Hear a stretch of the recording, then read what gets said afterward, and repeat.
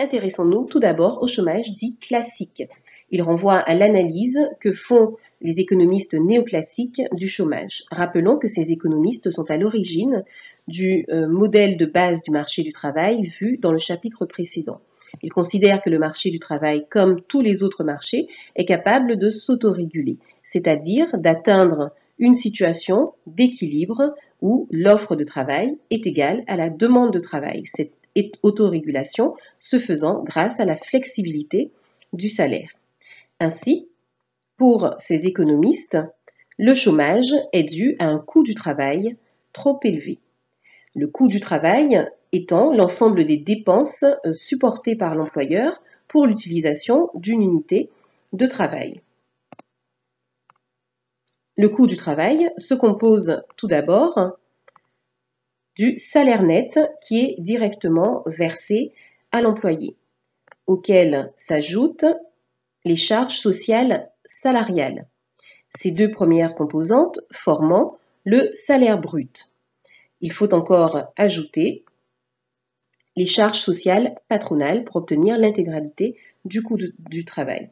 Ces charges sociales représentent une part importante du salaire brut. On considère qu'en moyenne, les charges sociales salariales représentent environ 22% du salaire brut, tandis que les charges sociales patronales représentent 42% du salaire brut en moyenne en France. Ces cotisations sociales sont versées à la sécurité sociale et à l'assurance chômage et permettent de financer la protection sociale des travailleurs. Les libéraux démontrent qu'un coût du travail trop élevé dissuade l'embauche des travailleurs les moins qualifiés. La notion de qualification, renvoyant ici aux capacités productives des individus qui dépendent de leur formation et de leur expérience.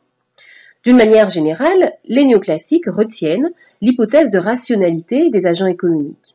Ainsi, l'employeur cherchant à maximiser son profit va procéder à un calcul de type coût-avantage à la marge afin de décider ou non d'embaucher un salarié supplémentaire.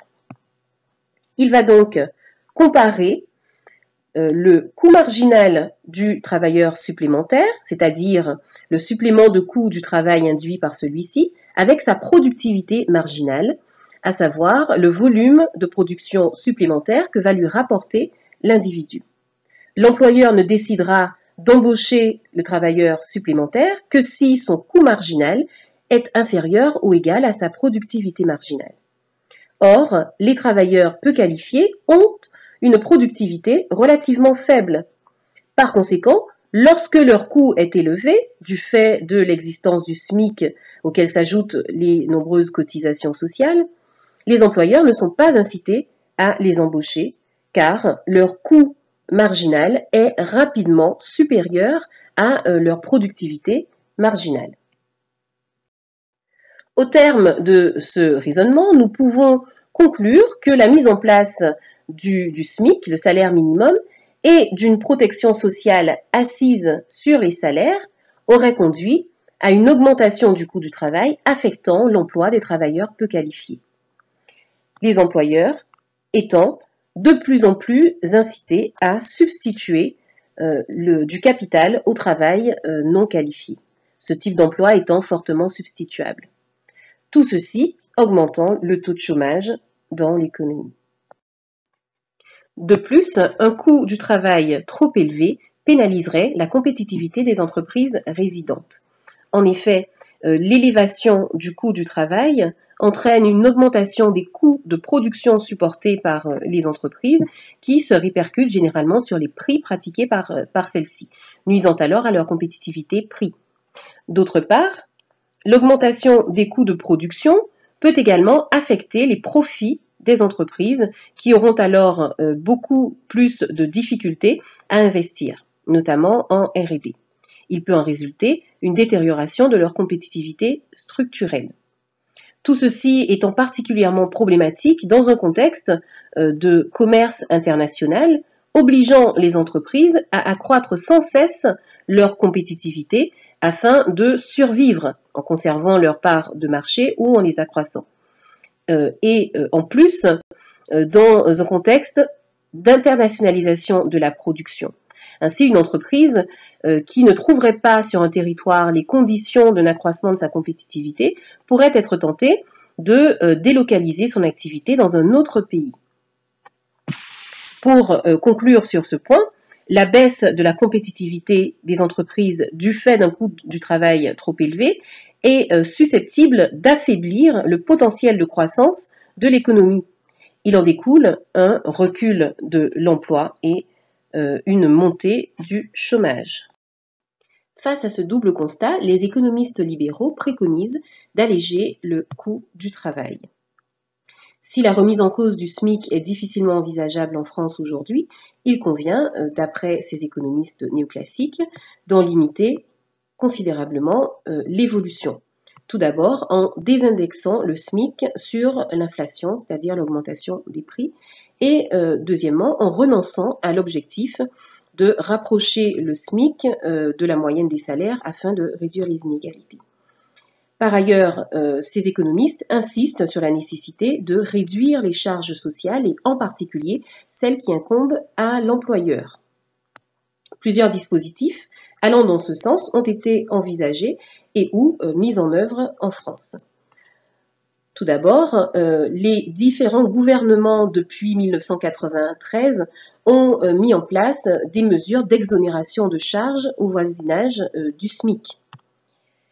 La TVA sociale a également été envisagée à l'image de ce qui se fait en Allemagne depuis 2007. Mais finalement, le gouvernement actuel a opté pour la mise en œuvre d'un pacte de responsabilité signé en 2014 avec les partenaires sociaux. Présentons maintenant les limites des préconisations libérales. Premièrement, il s'agit de mesures coûteuses. En cas d'exonération de cotisations sociales, par exemple, c'est l'État qui doit combler le manque à gagner dans les caisses de la sécurité sociale. C'est pourquoi ces dispositifs sont souvent accusés de creuser le déficit, ce qui est particulièrement risqué dans un contexte de récession, eu égard aux contraintes imposées par le pacte de stabilité aux pays membres de l'Union économique et monétaire.